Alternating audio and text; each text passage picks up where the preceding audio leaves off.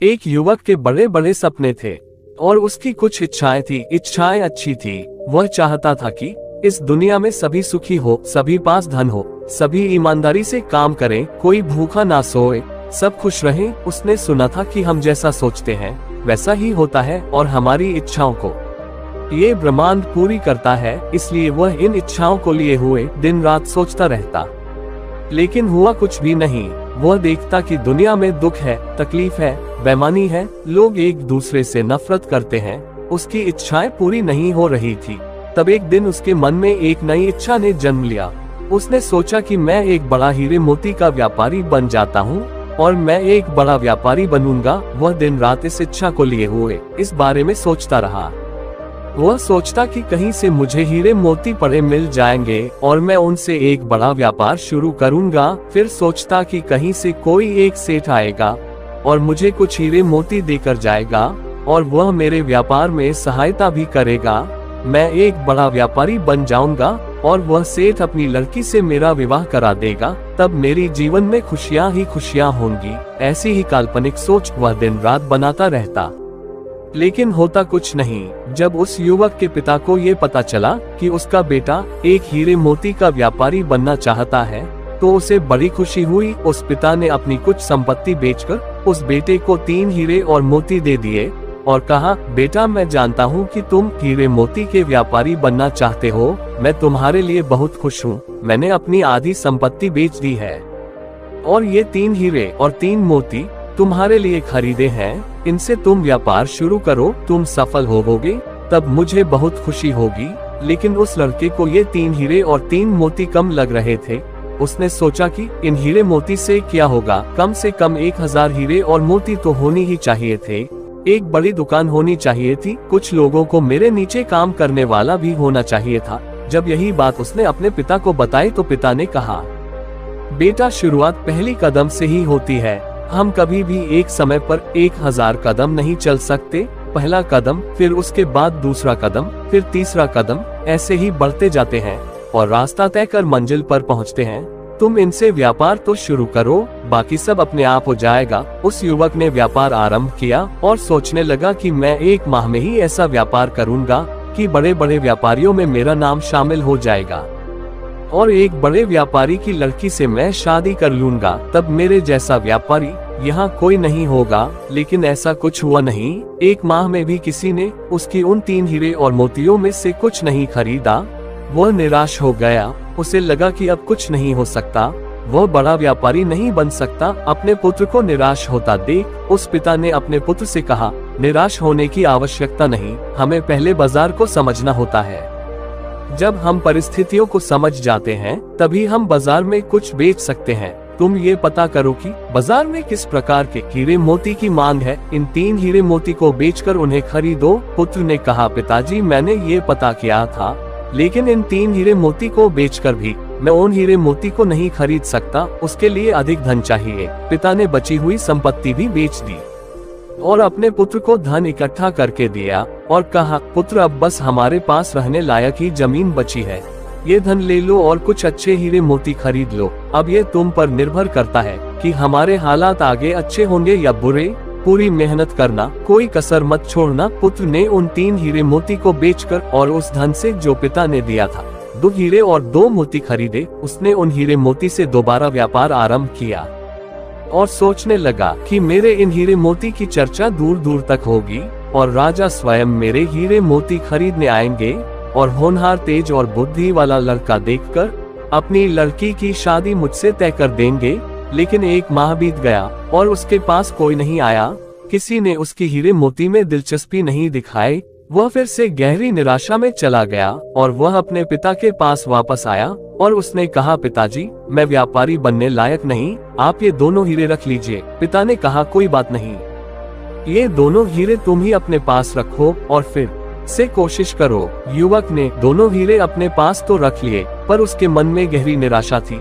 वह फिर से सोचने लगा, काश दुनिया में सबके पास एक समान धन दौलत होती, ना तो कोई अमीर होता ना गरीब। जो कुछ भी करना चाहता वह तुरंत हो जाता। मैं व्यापार करता और तुरंत ही बड़ा व्यापारी बन जाता। अब तो कोई मुझे अपनी लड़की भी नहीं देगा। एक दिन युवक के मन में ख्याल आया कि वह अपने घर से कहीं दूर चला जाए, जहां पर उसके परिवार की जिम्मेदारी ना हो। अपने अकेले का ख्याल तो वह खुद रख सकता है। फिर उसने सोचा कि मैं सन्यासी बन जाता हूँ, मान सम्मान भी मिलेगा और जिम्मेदारियों से छुटकारा भी। यही सोचकर एक रात अपने घर से वह उन 2 हीरे मोती में से एक हीरा और एक मोती लेकर चला गया। जाते समय उसके ख्यालों में था कि वह बाहर मर्जी की जिंदगी जिएगा, न किसी की रोक टोक होगी और न ही किसी को जवाब देना होगा और न ही किसी की जिम्मेदारी होगी। जीवन को पूरी मस्ती में जिएगा। घर से जाते ही उसने वह एक हीरा और मोती बेच दिया और 6 महीने तक आराम से जिंदगी को काटा। अब उसके पास धन समाप्त हो गया था, उसके पास खाने के लिए भी पैसे नहीं थे और भूख किसी से बर्दाश्त नहीं होती। एक रात वह भूख भूख चिल्लाता हुआ इस आस में कि कोई उससे भोजन के लिए पूछ लेगा, एक रास्ते पर दौड़ता जा रहा था, लेकिन उसे किसी ने भोजन के लिए पूछा ही नहीं। तब उसे अपने घर की याद आई, अपने पिता और माँ की याद आई, लेकिन वह अब घर कैसे जाए। घर जाने की भी पैसे नहीं थे और ना ही घर जाने की हिम्मत शरीर में बची थी। वह एक पेड़ के नीचे बैठा रो रहा था। तभी उसे एक आवाज आई। उसने आवाज का पीछा किया और देखा एक भिक्षु नदी के किनारे पर बैठकर जोर से बोल रहा था, जो तुम चाहते हो वही तुम पाते हो, जो तुम चाहते हो वही तुम्हें मिल जाता है। बार बार वह यही बात दोहरा रहा था। युवक उस भिक्षु के पास गया और कहा, जिसे जो चाहिए वह मिल जाता है। भिक्षु ने कहा, हाँ बिल्कुल, जिसे जो चाहिए वह मिल जाता है, जो तुम चाहते हो वही पाते हो। युवक ने कहा, ऐसा कुछ भी नहीं है, मैंने अपनी जिंदगी में क्या कुछ नहीं चाहा, मगर मिला कुछ भी नहीं। भिक्षु ने कहा, तुमने अपनी जिंदगी में सपने देखे और तुम्हें सपने ही तो मिले हैं। सपनों की हकीकत नहीं जानते, आंखें खुलते ही सपने टूट जाते हैं और कुछ नहीं बचता। इसी प्रकार तुमने अपने सपनों को चाहा और वही तुम्हें मिले, सब टूट गए। सपने टूटने के लिए ही होते हैं। युवक ने कहा, तो क्या सपने देखना कुछ चाहना गलत है? भिक्षु ने कहा, नहीं, सपने देखना गलत नहीं है, कुछ चाहना भी गलत नहीं है। सपने वही देखो जो तुम पूरा कर सकते हो, उसी चीज को चाहो जिसे तुम पा सकते हो, जिसके लिए तुम कर्म कर सकते हो, जिसके लिए तुम मेहनत कर सकते हो। सपना बड़ा हो, चाहत बड़ी हो तो कोई बात नहीं, लेकिन तुम में वह हिम्मत होनी चाहिए कि तुम उसे अपने अधिकार में ला सको। तुम्हारे भीतर उस चाहत, उस सपने के लिए शक नहीं होना चाहिए। युवक ने कहा, मैं ऐसा क्या करूं जो मैं चाहता हूं वो हो जाए? भिक्षु ने कहा, यथार्थ में जियो, काल्पनिक सपनों की दुनिया से बाहर आ जाओ, अपनी सामर्थ्य को पहचानो। तुम मुझे बताओ तुम क्या चाहते हो? युवक ने कहा, मैं हीरे और मोती का एक बड़ा व्यापारी बनना चाहता हूँ। भिक्षु ने कहा, बस इतनी सी ही बात, ये काम तो बहुत ही आसान है और तुम बहुत आसानी से कर सकते हो। युवक ने कहा, आसानी से? पर कैसे? मैं तो ये करके देख चुका हूँ, हर बार असफल हुआ हूँ। भिक्षु ने कहा, मैं तुम्हें एक हीरा और एक मोती देता हूँ, इससे व्यापार आरंभ करो, सफलता अवश्य मिलेगी। अपना हाथ आगे करो। युवक ने अपना हाथ आगे कर दिया। भिक्षु ने उस युवक के हाथ पर कुछ रेत उठाकर रख दिया और कहा, ये लो पहला हीरा। युवक ने कहा, कहाँ है हीरा? ये तो रेत है, आप मेरा पागल बना रहे हैं। भिक्षु ने कहा, ये रीत नहीं है, ये समय है और समय किसी के लिए नहीं रुकता। जैसे ही तुम अपना हाथ सीधा करते हो, यह नीचे गिर जाता है। समय ही वह हीरा है जिसका उपयोग करके तुम कुछ भी कर सकते हो। अनगिनत हीरे तुम बना सकते हो। समय जैसे हीरे को बर्बाद मत करना, इसका भरपूर उपयोग करना। जिसने इस हीरे का इस्तेमाल अपनी जिंदगी में नहीं किया, वह धूल में मिल गया। युवक ने कहा, मैंने अपने व्यापार में समय का ही उपयोग किया था, मगर मुझे कुछ नहीं मिला। हमेशा समय का उपयोग करने से कुछ नहीं मिलता। भिक्षु ने कहा, इसके लिए मैं तुम्हें एक मोती देता हूँ। और भिक्षु ने उस युवक के हाथ पर एक कंकड़ रख दिया और कहा, ये वह मोती है जिसका उपयोग करके तुम अपने बुरे से बुरे समय में भी अपने सपने, अपनी चाहत को पूरा कर सकते हो। युवक ने कहा, और यह क्या है? भिक्षु ने कहा, यह मोती धैर्य है, संयम है। अगर तुम समय रूपी हीरे से लाभ नहीं कमा पा रहे हो तो तुम्हें मोती रूपी धैर्य का प्रयोग करना चाहिए। जब मानव समय और धैर्य का भरपूर उपयोग करता है, तब वह जो चाहता है वह पा सकता है। तुम एक बड़े व्यापारी भी बन सकते हो।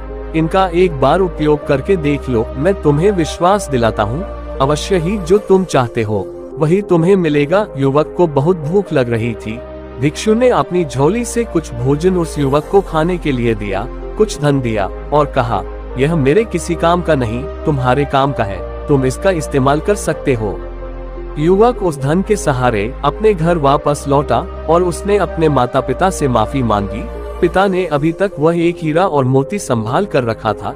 युवक ने पिता से वह हीरा और मोती मांगी और फिर से व्यापार आरंभ किया। एक छोटा व्यापारी बनने में भी उसे 3 साल लग गए, लेकिन इस बार उसने समय के साथ धैर्य का इस्तेमाल किया।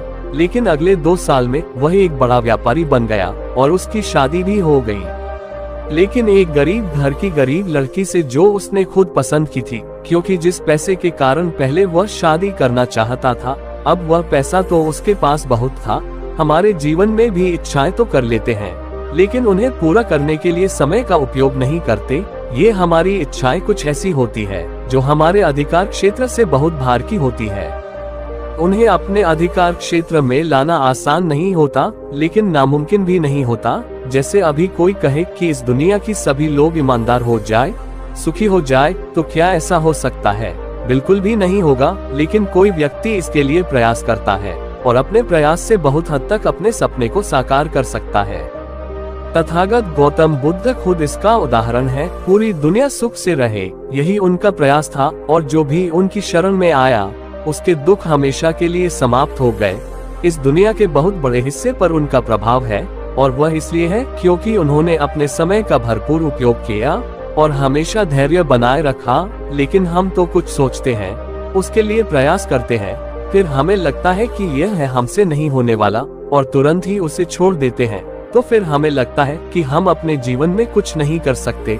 लेकिन ऐसा नहीं है। जो आप चाहते हैं वह आपको अवश्य मिलता है।